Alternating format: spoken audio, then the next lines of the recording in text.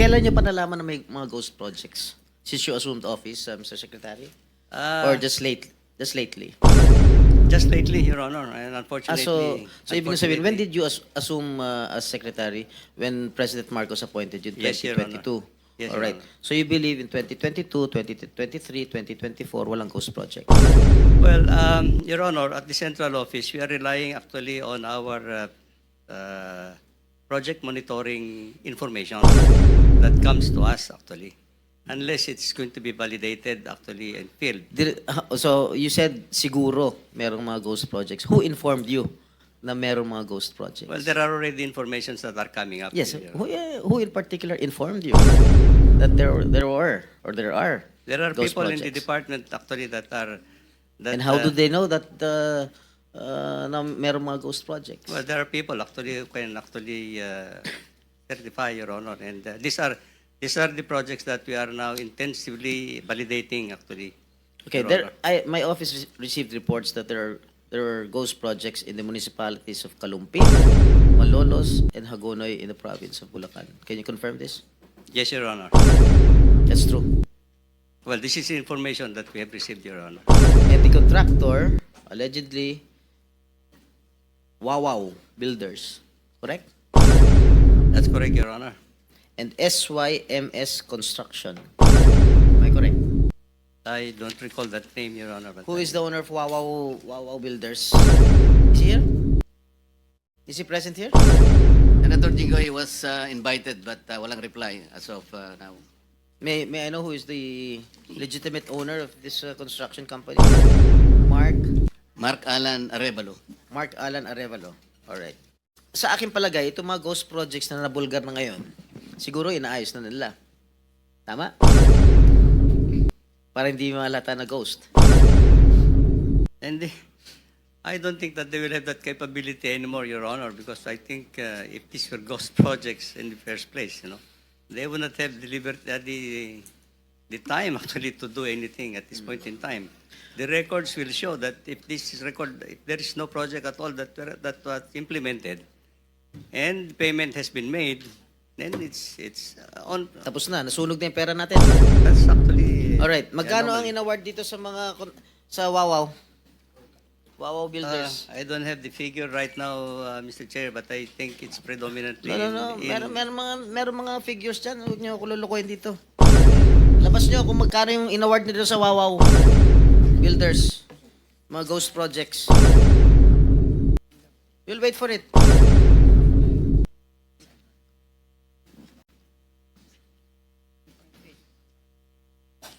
Kakadiri kayo. Mr. Chair, well, I've just been given the tabulation. Wawaw Builders.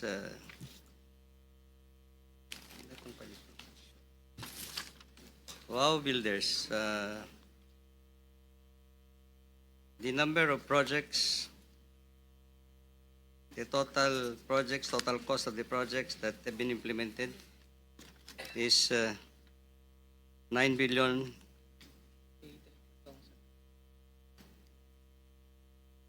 9 million or 9 billion? 9 billion all over the country, Mr. Chair. But let me just point out, in Bulacan alone, Wawaw Builders had 85 projects amounting to 5,971,811,000. In Bulacan alone. What about the three municipalities that I've mentioned? Kalumpit, Hagonoy, and what is this? Malolos.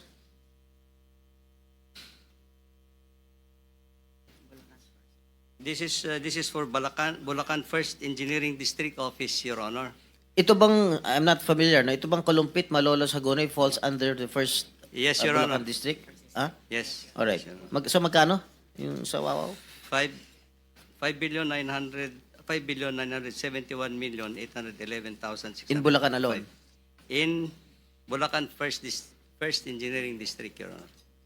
So yung 5 billion na inaward sa Wawaw Builders para sa province Bulacan First are Engineering. all ghost projects.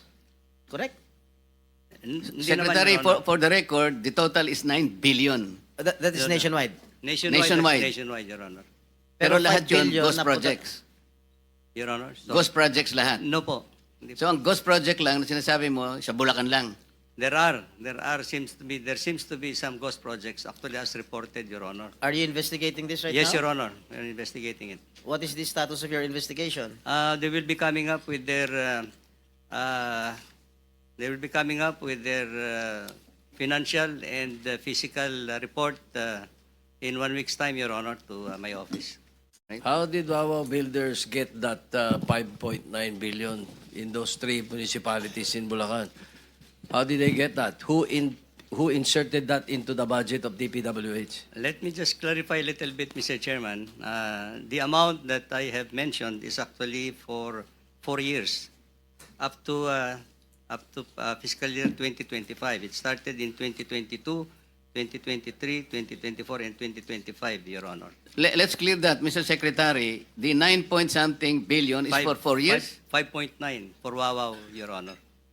No, the total for 4 years is 9-something billion. Yes, Your Honor. And the 5-something billion ghost project is in Bulacan alone. Not totally ghost project, Your Honor.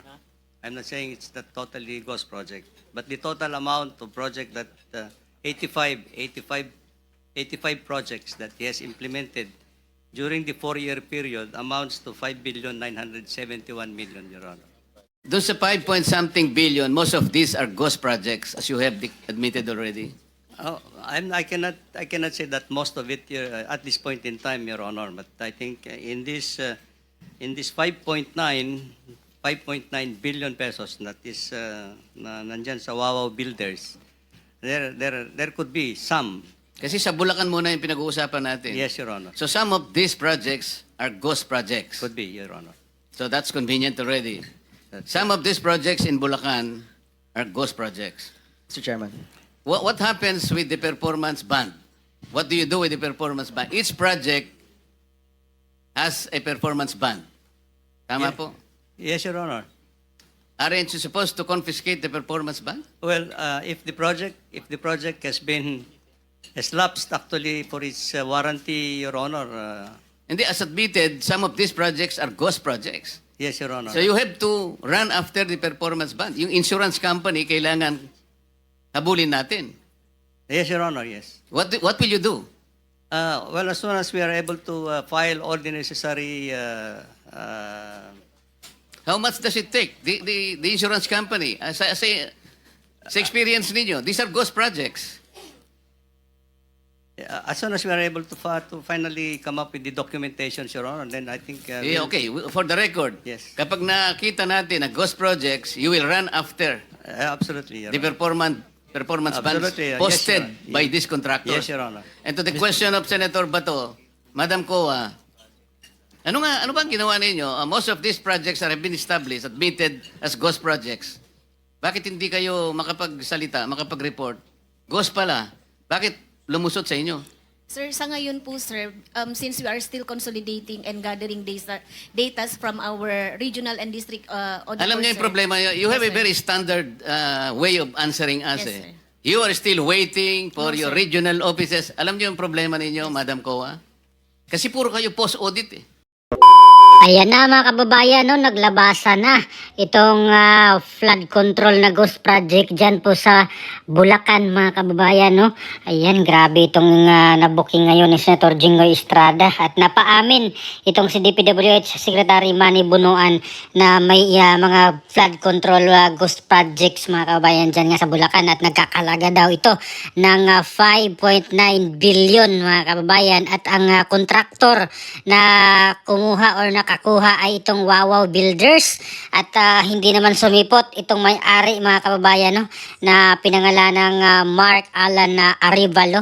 Ayan, hindi po pumunta ngayon dyan sa Senado para harapin no, itong investigation ngayon na sinagawa ng Blue Ribbon Committee patungkol dito sa mga korupsyon sa flood control project mga kababayan. At ito na nga, may nangyari ng bookingan itong ghost project mga kababayan no, na dito raw ginawa sa Kalumpit Malolos at Hagonoy sa Bulacan at nasa first engineering district daw po ito mga kababayan ng DPWH at yung kabuuan pala mga kababayan nakuha ng kontrata no or nakuha na kontrata ng Wawaw Builders ay umaabot ng tumataginting na 9 billion pesos no, although nationwide po ito throughout the Philippines po yung project nila, pero dito lang po sa Bulacan alone ay nagkakahalaga ng 5,971,811,675.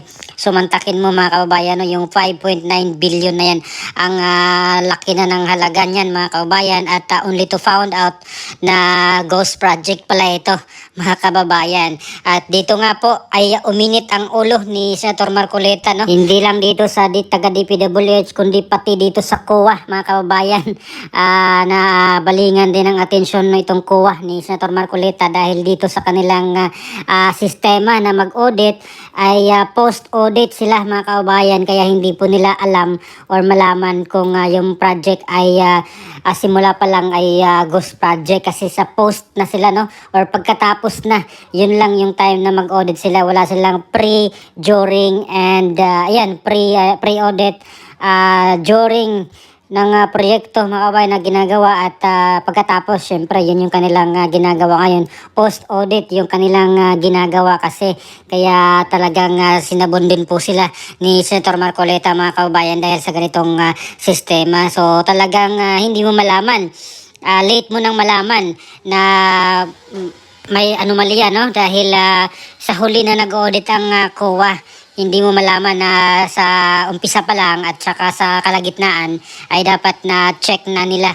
ito mga kababayan no, na flag na nila itong mga ganitong klaseng proyekto mga kababayan. At alam naman natin na prone talaga sa corruption itong mga ganitong klaseng infrastructure projects mga kababayan no. Hindi naman po sikreto ng lahat yan.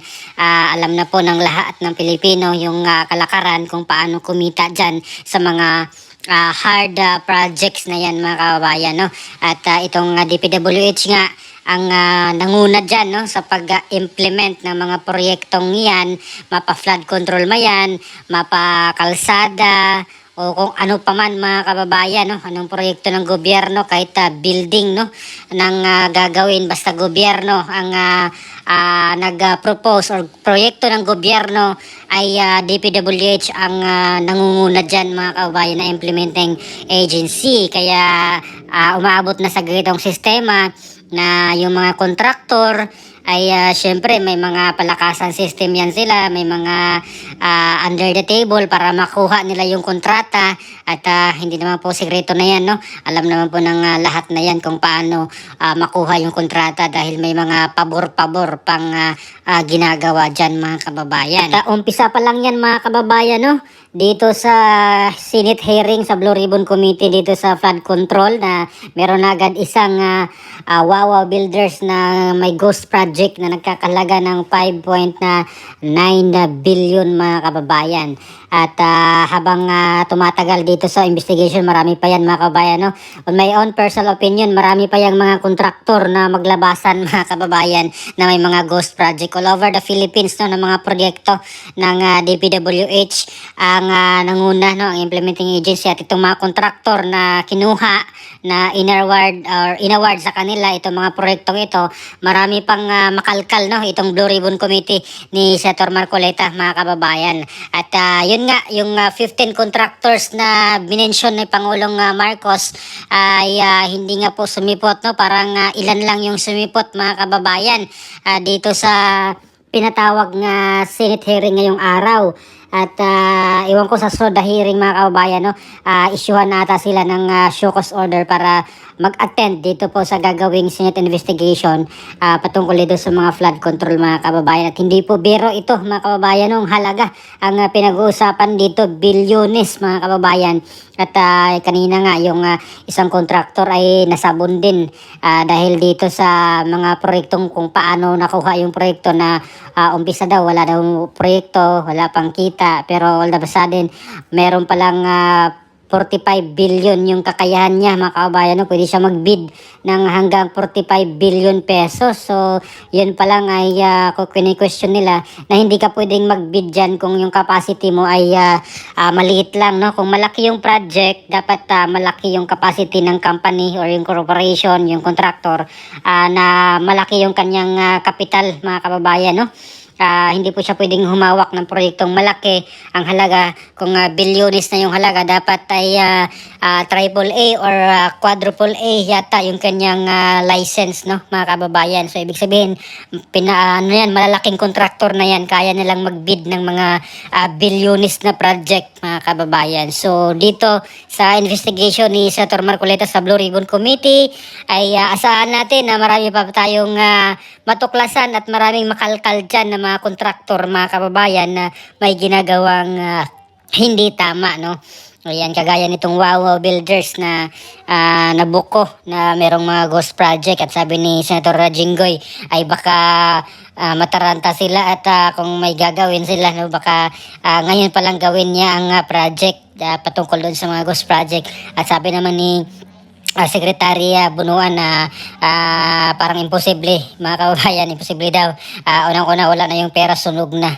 Ayan, at yung time, no, hindi naman magawa yan overtime or over the night, no, yung ginagawang flood control. Kaya magpaliwanag na lang siya, mga kababayan, itong may-ari ng Wawa Builders, at ikanta niya kung sino yung pundo doon sa proyektong iyon na ghost project, mga kababayan. So yun ay matulungan natin itong Blue Ribbon Committee, no, na talagang maimbestiga ng todo at malaman ang totoo at mapanagot itong mga kontratista na gumawa ng hindi maganda, mga kababayan, no? At lalong-lalo na itong mga politiko na involved dito, mga kababayan, dahil naniwala ko sila yung malaking isda dyan, mga kababayan, sa likod ng mga kontrata na nakuha ng mga kontratista. So ano pong opinion, mga kababayan, dito po sa unang araw ng Senate hearing ng Blue Ribbon Committee ni Senator Marcoleta? Please comment down below. Maraming salamat. God bless po sa ating lahat.